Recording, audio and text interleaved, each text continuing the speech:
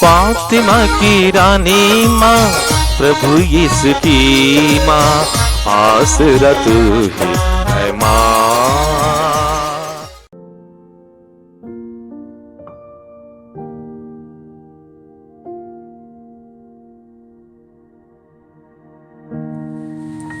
पहला पाठ योशुआ का ग्रंथ, अध्याय 3, पद संख्याएं 7 से 11, 13 से 17 तक। प्रभु ने योशुआ से यह कहा, मैं आज से इस बात का ध्यान रखूंगा कि सभी इस्राएली तुम्हारा महत्व समझे और यह जान जाए कि जिस तरह मैं मूसा के साथ रहा उसी तरह तुम्हारे साथ भी रहूंगा। तुम विधान की मंजूषा ढोने वाले पुरोहितों को यह आदेश दोगे, जब तुम लोग यरदन नदी के तट पर पहुंचो तो नदी में वहीं खड़े हो जाओ।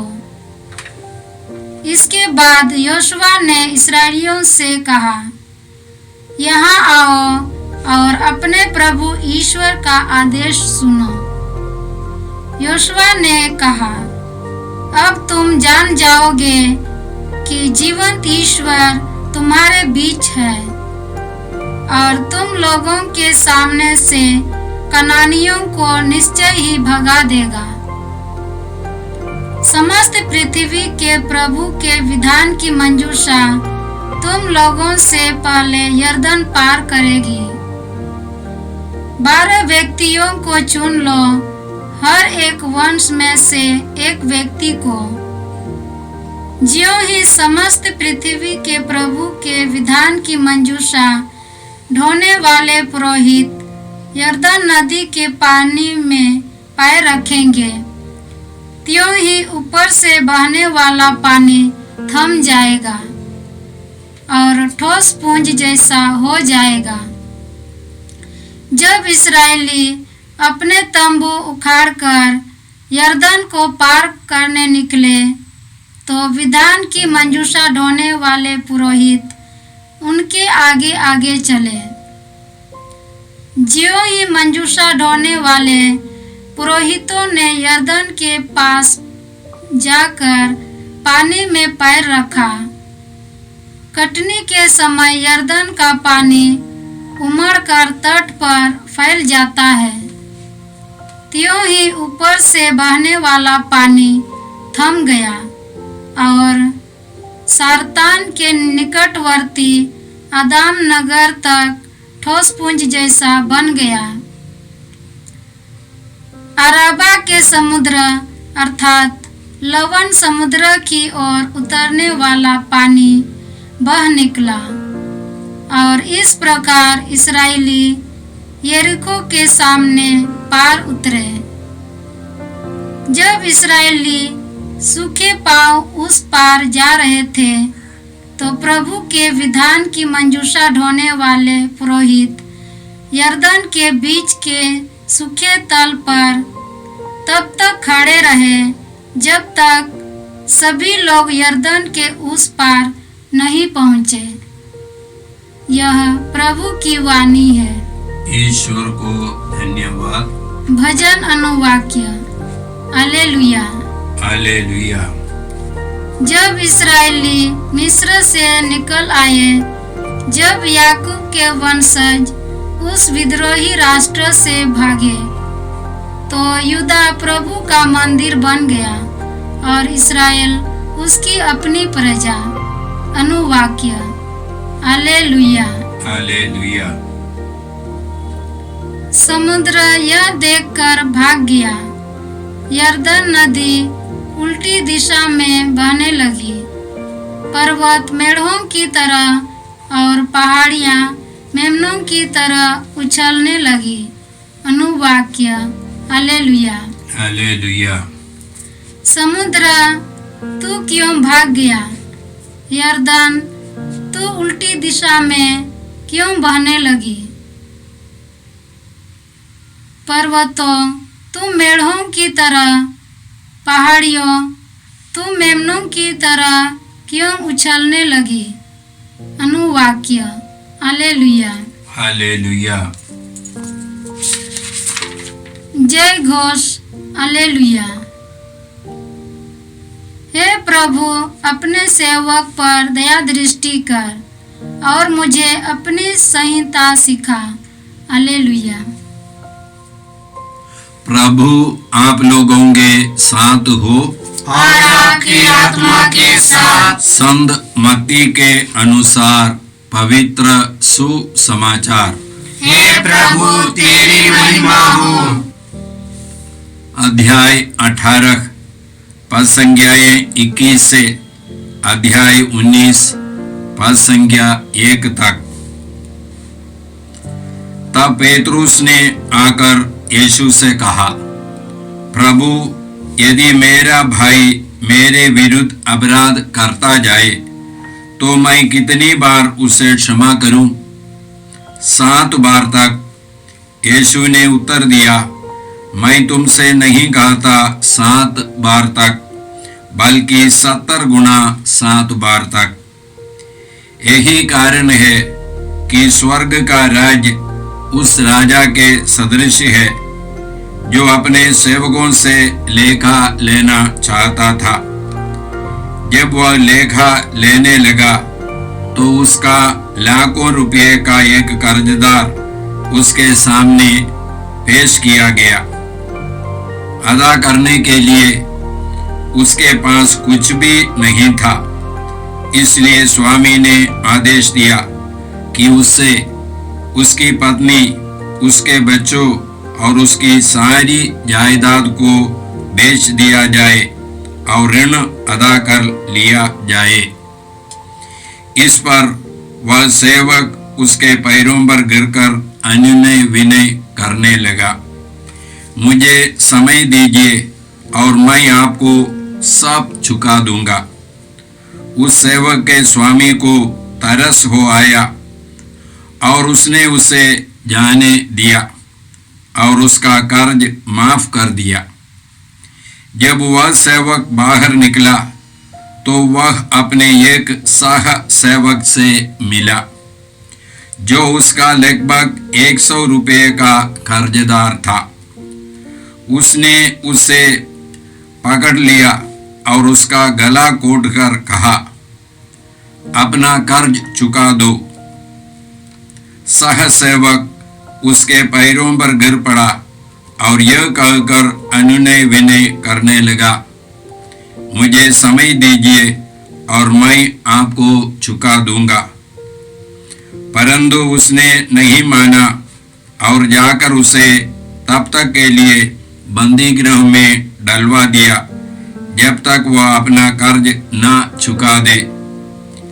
यह सब देखकर उसके दूसरे सह सेवक बहुत दुखी हो गए और उन्होंने स्वामी के पास जाकर सारी बातें बता दी। तब स्वामी ने उस सेवक को बुलाकर कहा, रे दुष्ट सेवक, तुम्हारी अनुनय विनय पर मैंने तुम्हारा वह सारा कर्ज माफ कर दिया था।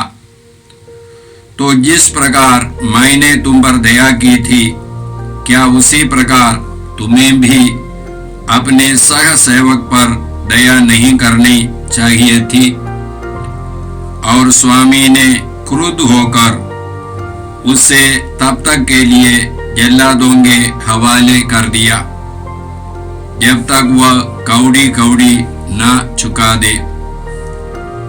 यदि तुम में हर एक अपने भाई को पूरे हृदय से क्षमा नहीं करेगा तो मेरा स्वर्गीय पिता भी तुम्हारे साथ ऐसा ही करेगा। अपना यह उपदेश समाप्त कर यीशु गलीलिया से चले गए और यरदन के पार यहूदिया प्रदेश पहुंचे। यह प्रभु का सुसमाचार है। हे क्रिस्त, तेरी स्तुति हो। क्रिस्त में प्यारे भाई बहनों, आज का पहला पाठ हम लोगों ने योशुआ के ग्रंथ से सुना। वहाँ पर योशुआ ने ईश्वर के आदेशानुसार लोगों को आगे बढ़ने के लिए कहा ताकि वे लोग यर्दन नदी पार कर सके। और योशुआ ने पुरोहितों से कहा विधान की मंजूषा ढोकर आगे आगे बढ़ने के लिए। और जैसे ही पुरोहित लोग यर्दन नदी में पैर रखा, नदी का बहाव बंद हो गया और लोग सूखी भूमि से होकर नदी पार किए और प्रतिज्ञा देश में यरीको के मैदान में पहुंचे। जब तक वे लोग नदी पार नहीं किए, पुरोहित लोग यर्दन नदी के बीच में खड़ा था। ये घटना हम लोगों को एक महत्वपूर्ण शिक्षा देती है। हम लोग भी प्रतिज्ञा देश की यात्रा में है, मतलब अनंत जीवन की यात्रा में है। जैसे मंजूषा जिसको पुरोहित लोग ढोकर के आगे बढ़ रहे थे, उनका मार्गदर्शन किया, हमको भी एक मार्गदर्शक चाहिए। ये मंजूषा में क्या क्या चीजें थी? इब्रानियों के नाम पत्र के 9वां अध्याय में हम लोग पढ़ते हैं, इस मंजूषा में 3 चीजें थी। विधान की पाटियां मतलब ईश्वर का वचन, 10 नियम ईश्वर का वचन, और मन्ना, फिर हारून की छड़ी जो पल्लवित हुई थी। ये तीनों चीज यीशु का प्रतीक है। वचन यीशु है, शब्द ने शरीर धारण कर हमारे बीच निवास किया। योहन का सुसमाचार पहले अध्याय का 14वां वाक्य। तो यीशु है, ये शब्द शरीर बन करके आए हैं। और रोटी जो मन्ना, नए विधान के मन्ना है, यीशु ने कहा स्वर्ग से उतरी हुई जीवन की रोटी मैं हूं। तुम्हारे पूर्वजों ने मरुभूमि में मन्ना खाया, फिर भी वे मर गए। जिस रोटी के विषय में मैं कहता हूं, जो उसे खाता है वह कभी नहीं मरेगा। जो रोटी मैं दूंगा वह संसार के भोजन के लिए अर्पित मेरा मांस है। और यीशु ने कहा मेरा मांस सच्चा भोजन है, मेरा रक्त सच्चा पेय है। जो मेरा मांस खाता और मेरा रक्त पीता है उसे अनंत जीवन प्राप्त है। तो यीशु ये पवित्र संस्कार में हमारे जीवन में आते हैं, भोजन बन करके, हमारी आत्मा के भोजन बन करके, ताकि हमारी आत्मा बलिष्ठ हो जाए। ये आत्मा बलिष्ठ होने के लिए हमको क्या चाहिए? हमको चाहिए पवित्र आत्मा। वचन ही हम लोगों से कहता है प्रेरित चरित्र में, पवित्र आत्मा तुम लोगों पर उतरेगा और तुम्हें सामर्थ्य प्रदान करेगा। ये पवित्र आत्मा आने पर हमको सामर्थ्य, हमको शक्ति मिलेगी। क्या के लिए शक्ति मिलेगी? हमको ईश्वर के पुत्र और पुत्री का जीवन बिताने के लिए शक्ति मिलेगी। वचन हम लोगों से कहता है, कुरिन्थियों के नाम पौलुस के पहले पत्र अध्याय 6 पद संख्या 17, जिसका मिलन प्रभु से होता है वह उसके साथ एक आत्मा बन जाता है। मतलब यीशु रोटी और दाखरस के रूप में या अपना शरीर और अपना रक्त करके हमसे आकर के मिलते हैं और यीशु आत्मा बन करके हमारी आत्मा से एक आत्मा हो जाते हैं। जब हमारी आत्मा यीशु की आत्मा के अधीन हो जाते हैं और उससे संचालित जीवन बिताते हैं, हम लोग ईश्वर के पुत्र और पुत्री का जीवन बिताते हैं। हम लोग रोमियों के नाम पत्र 8वां अध्याय के 15वां वाक्य में पढ़ते हैं, जो लोग ईश्वर के आत्मा से संचालित है वे सब ईश्वर के पुत्र पुत्रियां हैं। और हारून की छड़ी वो पुरोहिताई का प्रतीक है। यीशु शाश्वत पुरोहित है। एक पुरोहित का कार्य क्या है? एक पुरोहित का कार्य है मध्यस्थता करना। और हम लोग बाइबल में पढ़ते हैं, तिमोथी के नाम पौलुस का पहला पत्र 2 अध्याय का 5वां वाक्य में इसी प्रकार पढ़ते हैं, क्योंकि केवल एक ही ईश्वर है और ईश्वर तथा मनुष्यों के केवल एक ही मध्यस्थ है। यीशु शाश्वत पुरोहित है। यीशु महापुरोहित है, शाश्वत पुरोहित है। ये यीशु हमारे मध्यस्थ है और हमारे लिए मध्यस्थता करते रहते हैं। ये यीशु हम लोगों से कहते हैं संत योहन के सुसमाचार के 10वां अध्याय के 27वां वाक्य, मेरी भेड़ें मेरी आवाज पहचानती है, मैं उन्हें जानता हूँ और वे मेरा अनुसरण करती है, मैं उन्हें अनंत जीवन प्रदान करता हूँ। हम लोग अनंत जीवन की यात्रा में है, तो यीशु बोलते हैं मेरी भेड़ें मेरी आवाज पहचानती है, मैं उन्हें जानता हूँ, वे मेरा अनुसरण करती है, मैं उन्हें आनंद जीवन प्रदान करता हूँ। तो ये यीशु नए विधान में हमारा मार्गदर्शन करते हैं।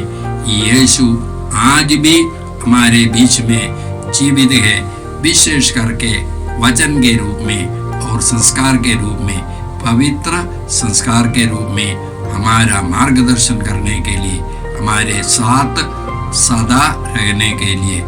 आज का सुसमाचार हम लोगों ने संत मत्ती के सुसमाचार के 18वां अध्याय से सुना।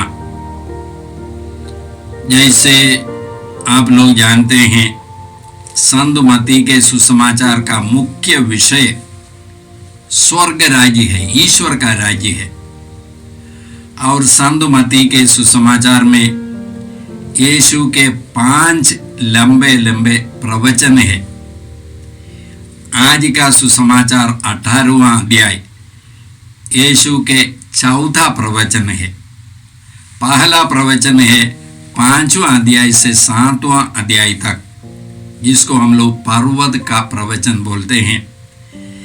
इसमें यीशु ईश्वर के राज्य के, स्वर्ग राज्य के नियमों के बारे में बोलते हैं। हमको समझना है स्वर्ग राज्य माने इस दुनिया के परे जीवन के बारे में नहीं, इस दुनिया के जीवन के बारे में है। ये स्वर्ग राज्य माने कलीसिया है। बाइबल के अनुसार, विशेष करके संत मत्ती के सुसमाचार के अनुसार, तो ये कलीसिया में जीने के लिए क्या नियम है, यीशु हम लोगों को कौन सा नियम देते हैं, वही है पहला प्रवचन। दूसरा प्रवचन है 10वां अध्याय में यीशु शिष्यों को, प्रेरितों को भेजते हैं सुसमाचार के प्रचार के लिए, ईश्वर के राज्य के प्रचार के लिए। तीसरा प्रवचन है 13वां अध्याय, वहां पर ईश्वर का राज्य कैसे बढ़ता है, दृष्टांतों के द्वारा यीशु हम लोगों को सिखाते हैं। और 14 प्रवचन है आज जो हम लोगों ने सुना। ये हम लोग कलीसिया में, एक समुदाय में कैसे रहना चाहिए। जब हम लोग एक समुदाय में रहते हैं, हम लोगों को एक दूसरे को क्षमा करना पड़ता है। हम सब लोग सीमित लोग हैं, हर व्यक्ति को कमजोरियां हैं, इसलिए कमजोरियों को बर्दाश्त करना और उनको क्षमा करना ये जरूरी है। नहीं तो हम लोग प्यार नहीं कर सकते हैं। यीशु का नियम है एक दूसरे को प्यार करो जैसे मैंने तुमको प्यार किया है। यदि प्यार को यदि हम लोग एक सिक्का मानेंगे, उसका एक साइड है प्यार और दूसरा साइड है क्षमा। बिना क्षमा का इस दुनिया में सच्चा प्रेम नहीं हो सकता। बिना क्षमा का हम लोग एक व्यक्ति को प्यार नहीं कर सकते हैं, क्योंकि हम सबों में कमजोरी है। और 5वां प्रवचन है 23वां अध्याय से 25वां अध्याय तक, वहां पर स्वर्गराज, ईश्वर के राज्य की पूर्ति के बारे में है, फुलफिलमेंट। तो आज के सुसमाचार में यीशु हम लोगों को क्षमा के बारे में बोलते हैं। तो यीशु से पूछा संत पेतरुस ने कितने बार क्षमा करना है, और यीशु ने कहा हर बार तुमको क्षमा करना है। बिना क्षमा का ईश्वर के राज्य में या ईश्वर के एक संतान का जीवन नहीं है। और उसके लिए यीशु ने एक दृष्टांत बताया। एक राजा को एक कर्जदार था जिसको 10,000 तालंत, अंग्रेजी में लिखा है तालंत, तो बाइबल के पंडित लोग बोलते हैं एक तालंत माने 20 साल की मजदूरी के बराबर। तो 10,000 तालंत माने 2 लाख सालों की मजदूरी के बराबर। वो आदमी कभी भी उसको नहीं चुका सकता था, लेकिन राजा ने उसको माफी दे दिया। और उसके बाद वो माफी पा करके वो बाहर आया। उसका एक दूसरा सहसेवक उसको, इस व्यक्ति को 100 दिनारी, 1 दिनारी माने 1 दिन की मजदूरी, तो 100 दिनारी माने 100 दिन की मजदूरी, ये 100 दिन मजदूरी करके वो उसको चुका सकता था। उसको पहाड़ कर को दया याचना किया, लेकिन उसको माफी नहीं दिया, उसको बंदी गृह में डलवा दिया। उनके सह सेवक लोग या सहयोगी लोग जाकर के राजा से कहा, और राजा ने इस व्यक्ति को बुलाया और उसे कहा, दुष्ट सेवक, मैंने तुम्हारे इतने सारे कर्ज माफी कर दिया था, तुमको भी अपने सह सेवक को माफी करना चाहिए था, इसलिए मैं तुमको वही शिक्षा देता हूं, जब तक तुम वो कर्ज नहीं चुका दोगे तुम बंदी गृह में रहोगे। और उसे बंदी गृह में डलवा दिया। और उसके बाद यीशु बोलते हैं इस दृष्टांत के अंत में, यदि तुम में हर एक अपने भाई को पूरे हृदय से क्षमा नहीं करेगा, तो मेरे स्वर्गीय पिता भी तुम्हारे साथ ऐसा ही करेगा। तो ईश्वर के राज्य में हम लोगों को कैसे व्यवहार करना है, माने कलीसिया में, समुदाय में। यदि हम लोग अपने जीवन को देखेंगे, मेरे जीवन का पाप के द्वारा मैं सदा के लिए ईश्वर से अलग हो गया था। आदम से लेकर के आज तक मेरे या अंधी मनुष्य, हम सब लोग अलग हो गया था। मैं जितना भी मेहनत करूं, जितना भी तपस्या करूं, मैं अपने पापों से मुक्त नहीं हो सकता था। ईश्वर ने यीशु के द्वारा मुझे पूर्ण रीति से मुक्त किया, मुझे पाप मुक्त किया, मुझे पवित्र किया। हम लोग बाइबल में पढ़ते हैं, ईसा मसीह के शरीर के एक ही बार बलि चढ़ाए जाने के कारण हम ईश्वर की इच्छा के अनुसार पवित्र किए गए हैं। और यीशु बोलते हैं हम लोगों को भी अपने सहयोगियों को, भाई बहनों को हृदय से क्षमा करना है, जैसे ईश्वर ने हमें क्षमा किया है। नहीं तो हम लोग ईश्वर के क्षमा के हकदार नहीं होंगे। ईश्वर की क्षमा हमारे अंदर क्रियाशील रीति से उपस्थित नहीं रहेंगे। यदि हमारे अंदर क्षमा नहीं है, ईश्वर की क्षमा नहीं है, या हमारे अंदर गुस्सा और घृणा है, जैसे हम लोग जानते हैं ईश्वर का रूप प्रेम है। यदि ईश्वर का रूप प्रेम है, शैतान का रूप है गुस्सा, घृणा, विद्वेष की भावना, तो मेरे अंदर वह है, मेरे अंदर शैतान का रूप है, शैतान है। मैं शैतान के राज्य में हूँ, मैं मृत्यु के राज्य में हूँ। इसलिए भाई और बहनों, आज प्रभु हम लोगों को कहते हैं एक दूसरे को सारे हृदय से, जिस प्रकार ईश्वर ने क्षमा किया उसी प्रकार क्षमा करने के लिए। तो आइए हम लोग प्रभु से कृपा मांगते हैं। हे परमपिता ईश्वर, यीशु के द्वारा तूने हमें पूर्ण रीति से क्षमा किया है, इसके लिए हम धन्यवाद देते हैं। हे पिता ईश्वर, हमारे तरफ से भी हमारे भाई बहनों को सारे हृदय से क्षमा करने की कृपा हम लोगों को मिले, ये प्रार्थना हम करते हैं प्रभु क्रिस के द्वारा, आमीन। जय यीशु क्रिस में प्रिय भाई और बहनों, प्रभु यीशु ने हमें आदेश दिया है संसार के कोने कोने में जाकर सारी सृष्टि को सुसमाचार सुनाओ। सुसमाचार सुनने के लिए और सुनाने के लिए एक अच्छा मौका है। आप कृपया इस चैनल का सब्सक्राइब करें, लाइक करें, शेयर करें, बेल आइकन दबाएं ताकि यहाँ की नई वीडियोस की सूचना आपको मिलती रहेगी। साथ साथ आप दूसरों को भी प्रेरणा दें इसका सब्सक्राइब करने के लिए। याद रखें, कल के मिसा के दैनिक पाठ और उस पर टिप्पणियाँ आज ही दोपहर के बाद हम लोग अपलोड करते हैं। कृपया आज ही उसको सुनकर कल की तैयारी करें। प्रभु यीशु आपको और आपके परिवार को 100 गुनी आशीष देंगे। जय यीशु।